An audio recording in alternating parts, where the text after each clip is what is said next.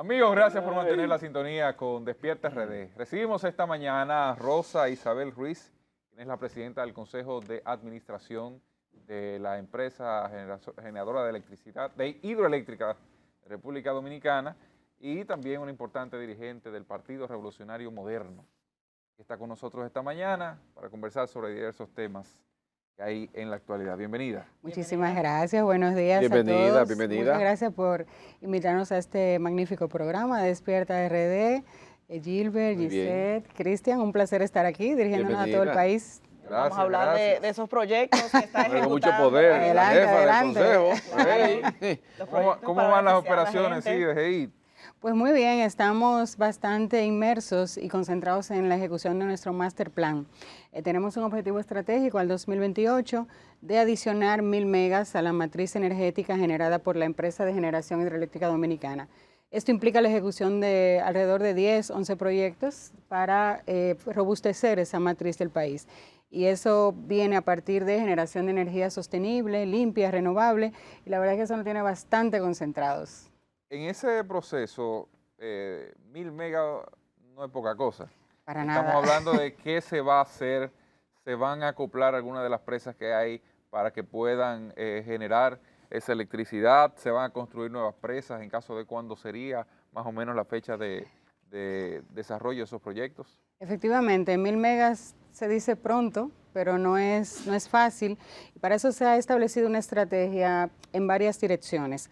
La primera de ellas es en unificación de costos. Estamos aprovechando las instalaciones físicas, los terrenos, para eficientizar la inversión.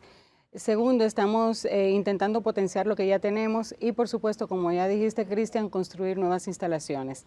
En ese orden tenemos varios proyectos. 2 de ellos son pioneros en toda la región del Caribe y en toda América Latina. Hablamos de los 2 primeros hidrobombeos que vamos a tener en toda la región.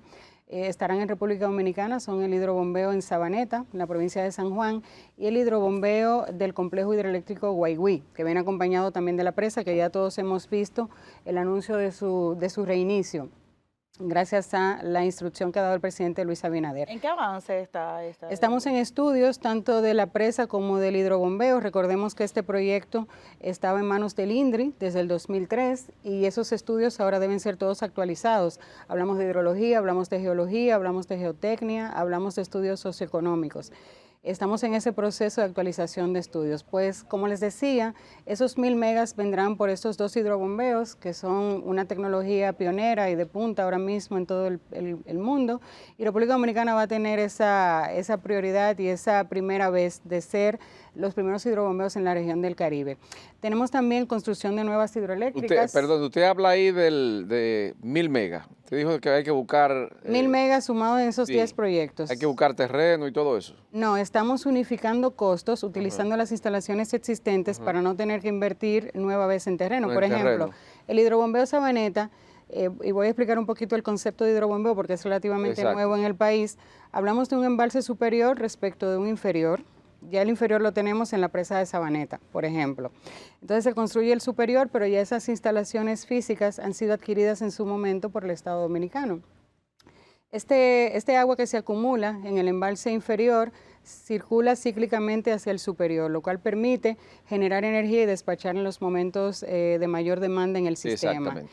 Entonces, la estrategia es, en vez de ir a adquirir nuevas instalaciones, de establecer nuevos puntos de conexión, utilizar los existentes porque el costo de inversión disminuye. Con los hidrobombeos ganamos también acumulación de energía, vienen a ser una especie de baterías de agua. Todos sabemos cómo felizmente el país ha aumentado su generación producto de fuentes renovables eólicos y solares, pero tiene la situación de que cuando no tenemos viento y o sol, pues entonces perdemos esa energía. ¿Qué tiempo duraría esa de 1000 megas? Estamos tentando un horizonte al 2028. 2028. Exactamente. Entonces tenemos esos 2 hidrobombeos, Sabaneta y Guaigüí. Tenemos las presas de Santiago Rodríguez, que está próxima a entregarse en el segundo trimestre del próximo año. Ya está en estudios La Gina, en Peravia. Tenemos también la de Guaigüí, que es una añoranza y un anhelo bastante válido y sumamente legítimo del pueblo de La Vega. Esa de 1000, ¿cuánto estaríamos hablando en costo para el estado de inversión? ¿De cuál hablas? ¿De Guayguí te refieres? De la de 1000 que se va. Es un portafolio, es un portafolio. Sí. Cada proyecto tiene su propio costo, está en estudios ahora, habría que esperar. Tenemos referencias presupuestarias, por supuesto, para hacer análisis, pero habría que esperar realmente los estudios para saber una cifra concreta. Les decía, también tenemos el proyecto de las placetas y el complejo hidroeléctrico Artibonito. Dentro de ese portafolio tenemos un proyecto sumamente interesante, les va a gustar mucho, se llama repotenciación de las centrales. Es casi increíble que nosotros, el Estado Dominicano, tenga centrales hidroeléctricas con una edad promedio de 45 años y que sigan generando energía y que el Estado Dominicano nunca haya intervenido para mejorar esas instalaciones. Nosotros tenemos un proyecto de revisar todas esas turbinas, los interruptores, por decir algo muy diminuto, para ver cómo está y lograr un incremento en la potencia. Ahí habrían 100, 120 megas. Ese proyecto nos llena mucho de orgullo porque prolongaría la vida útil de los activos dominicanos en cuanto a energía se refiere. También tenemos la limpieza de sedimentos. Es un proyecto de retirar todo eso que se acumula en los embalses y aumentar la capacidad de acumulación de agua. ¿Eso cómo se hará? Porque ese tema es de los que más, primero, limita la capacidad de las presas. Correcto. Y segundo, yo creo que es una opción ganar-ganar porque cuando se saca ese sedimento, ya tú no tienes que irte a los ríos necesariamente para extraer el material que demanda la República Dominicana para el tema de la construcción. ¿Cómo será ese proceso? ¿Se le entrega a alguna empresa? ¿Se hace un acuerdo donde se le permita eso con cierta gratuidad? ¿Cómo se hará? Sí, muy buena pregunta, Cristian, porque el cómo es muy diverso. El espectro varía mucho. Tenemos experiencias, por ejemplo, en Puerto Rico, donde se le paga a un concesionario y es bastante caro. En República Dominicana, primero rescatamos una especie de acuerdo que existía de la gestión anterior, donde se otorgaba a un consorcio el derecho de extraer, por ejemplo, en Las Barías, que fue nuestro plan piloto. Eso se actualizó y ese consorcio se conformó para extraer esos sedimentos del contraembalse de Las Barías con una grandísima novedad para el Estado Dominicano. Al Estado no le costó un centavo. Los consorciados asumían todo el costo de extracción de los sedimentos y estos sedimentos eran prácticamente la redituación de su labor. También se incluye un componente social para beneficio de la comunidad. Ese es un modelo. Otro modelo lo tenemos en el embalse de Valdesia, allá arriba en Muchagua, Cambita. Ay, eso es bonito por ahí, mucha agua. Hermoso, pero ahí había una situación que la verdad es que para nosotros fue un grandísimo aprendizaje y creo que seguimos aprendiendo en el camino porque no está digamos 100% solucionado, pero la verdad es que sí bastante encaminado. Ahí la solución fue, Cristian, el modelo utilizado fue otorgar a una cooperativa de comunitarios la extracción de esos sedimentos con toda la permisología. Todo esto lo hacemos en consorcio con Ministerio de Medio Ambiente, INDRI, CEMPA y todas las entidades que confluyen en la operación. Esta cooperativa, legalmente conformada, por supuesto, y con los comunitarios, extrae los sedimentos e invierte en la misma comunidad. Ahí tengo que resaltar que en el caso de Muchagua fue un aprendizaje en lo personal, la verdad es que bastante contundente y en lo institucional también, porque ahí existía una especie de mafia de extraer sedimentos sin ningún tipo de permisos y con destinos, la verdad que bastante cuestionables. EGEIT entra a través de su gabinete social, el cual me honra coordinar, e inicia una serie de conversaciones con los comunitarios y define un modelo cooperativo comunitario para esa extracción. El próximo proyecto es Satillo. Ahí estamos en conversación con los grupos de interés. Todos sabemos que existen muchos presentes exactamente en ese embalse para extraer esos sedimentos. Sería bajo el mismo concepto, entonces, que el pago, la retribución sería el material. Exactamente, costo cero. Ahí la diferencia quizás de los modelos anteriores es que estamos en conversaciones con los grupos de interés que ya interactúan en la zona, un poco para unificar criterios y para que sea una labor consensuada, fluida y siempre en beneficio de la comunidad y con costo cero para el Estado. Y lo que, sí, concluye ahí. Y lograr, lo que decía Cristian, una mayor capacidad de acumulación del recurso agua. Sí, en Baní, ¿ustedes tienen algún proyecto también? La GINA. La GINA ha sido un clamor por años de la comunidad de Peravia por el tema agricultura, por el tema agua. La GINA ya está en el portal de compras y contrataciones para iniciar sus estudios y posteriormente su contratación. ¿Toma qué tiempo desde el que salen los estudios hasta la ejecución final? ¿Aproximadamente qué tiempo toma? Exacto. Depende. Es una obra que va a trascender a la propia administración actual. Exactamente, muy probablemente por lo menos en su puesta en marcha absoluta, vamos a decir. Pero nosotros estamos manejando tiempos para esas mega obras entre 2, 3, 4 años, depende de también van por fases. Hay que decir que, por ejemplo, los hidrobombeos probablemente estemos al 2027 con la primera fase y continuaríamos en el 2028 con la segunda. Esa es la GINA. Las GINAs te dicen que lleva de 2 a 3, sí, depende de la complejidad. años. Claro, depende de la complejidad. O sea, ustedes necesitan 4 años más, de 28 a 32 para seguir. Muy probablemente. Muy probablemente. Ah, okay. ¿A usted le gustaría, Por supuesto. Con tantos proyectos en este tiene la momento. suya. Claro que sí. ¿Verdad? Claro que Tenemos sí. que hablar de eso. Por supuesto. Sí, sí. ¿Cómo están de recursos en EGI para poder manejar todos esos proyectos a la vez y Muy cumplir bien. con los plazos? Sí, recordemos que EGIT es una empresa descentralizada que genera sus propios recursos, pero la verdad, Gisette, que este master plan supera incluso los recursos que cualquier entidad pudiera tener. Para eso estamos explorando diversos tipos de financiación.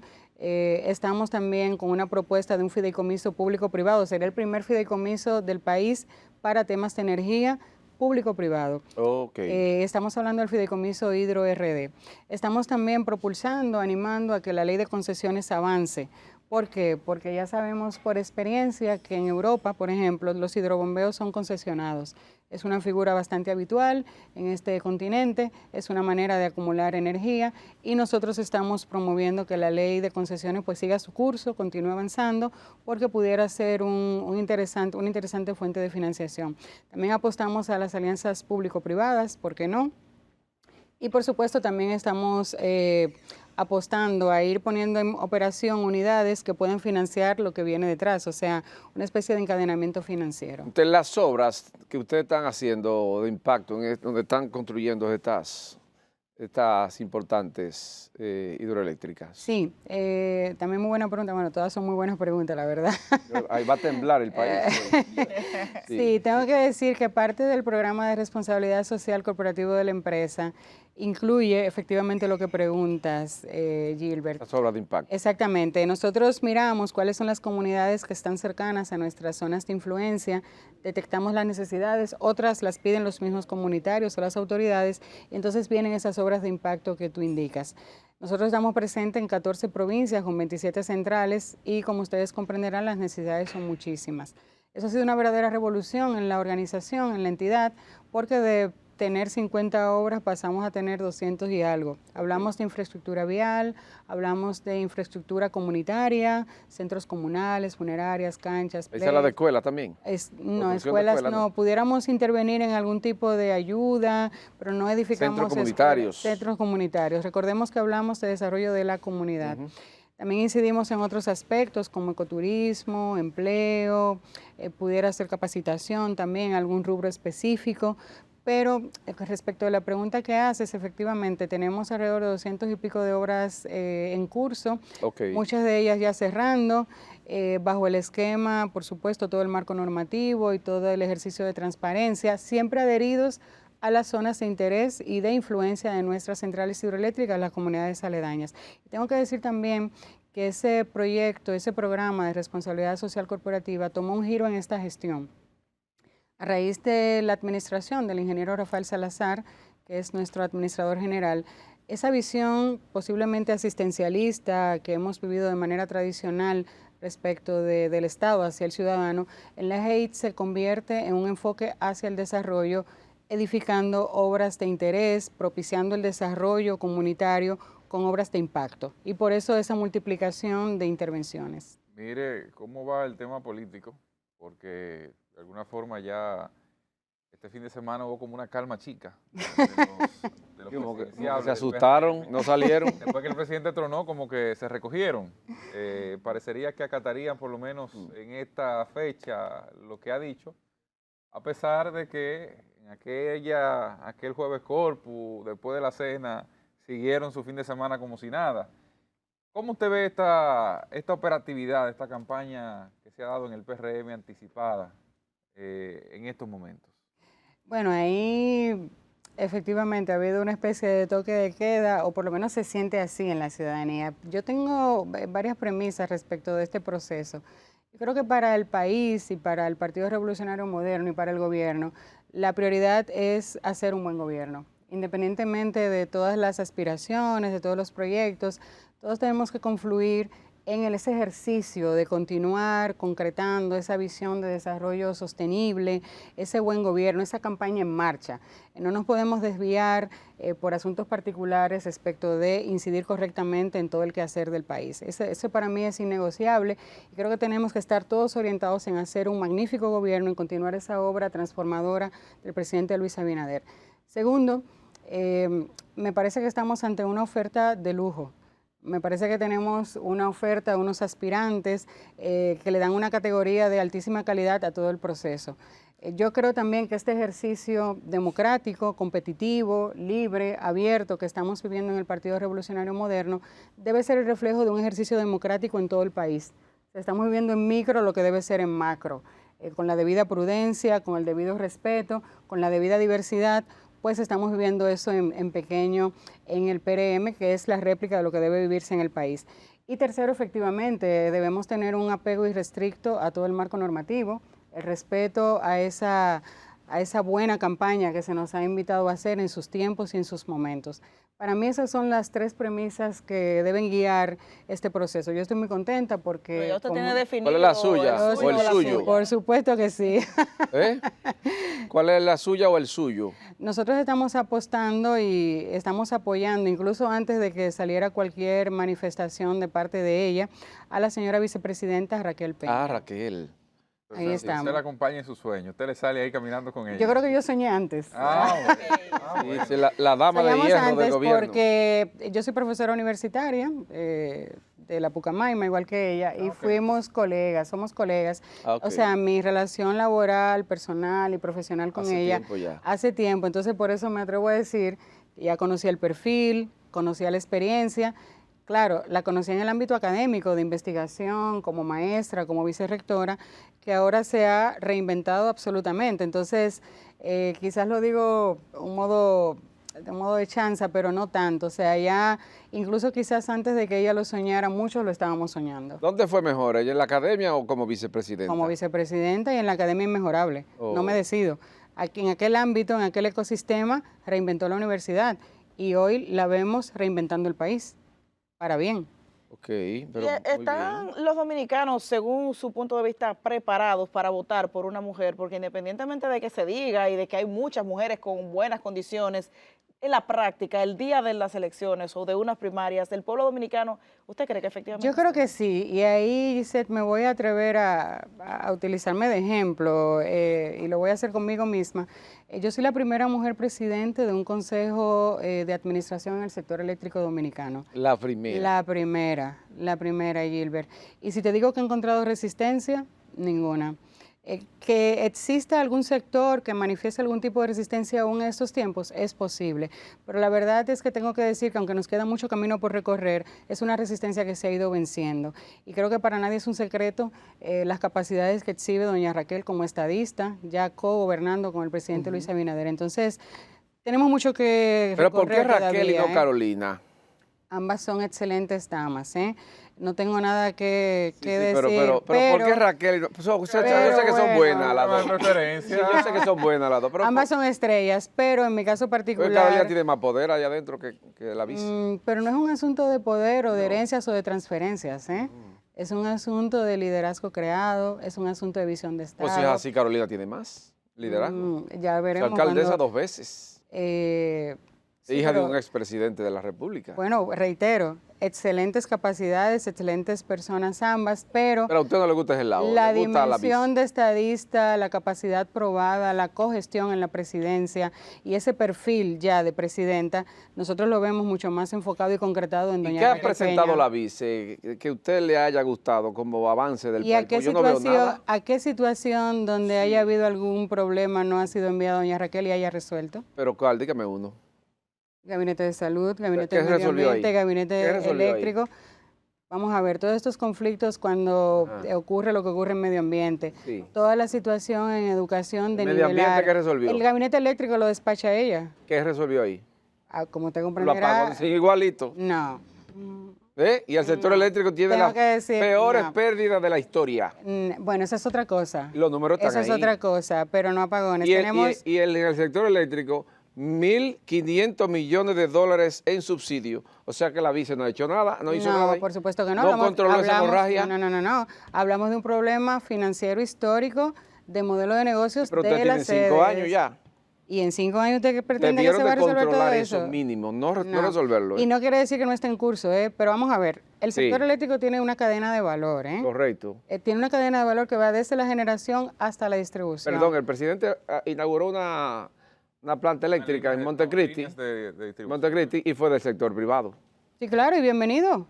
Pero Qué bueno. del sector público no han hecho nada. Claro que sí, claro que sí. ¿Cuál la inauguraron? Bueno, no se Nueva. trata de inaugurar, es que estaba diciendo, estamos hablando de una cadena de valor de todo el sector que tiene unos eslabones muy concretos. Hablamos de generación, hablamos de transmisión y hablamos de distribución. Ya. Todo eso súmale unos factores externos que no controlamos. El aumento mayor de problema lo- está en la distribución. en la distribución, pero son modelos de negocios que no se resuelven de un día para otro. Esto es una inversión millonaria. Y hablamos también de factores exógenos. Hablamos de combustibles que no controlamos. Por eso tenemos que construir más generación. Ya. ¿Para qué? Para no depender de la situación externa que esté controlando el precio de los combustibles. Tenemos que tener independencia energética, pero no es tan fácil.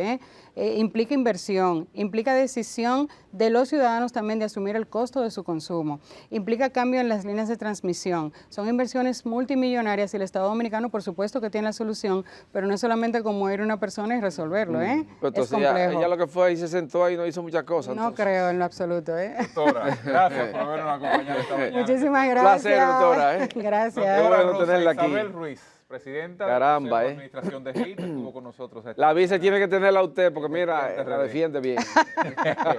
Si Dios lo permite, nos vemos Bien. mañana. A la misma hora estaremos al aire por Telecentro Canal 13 en Despierta RD. Pásala bien. Gracias.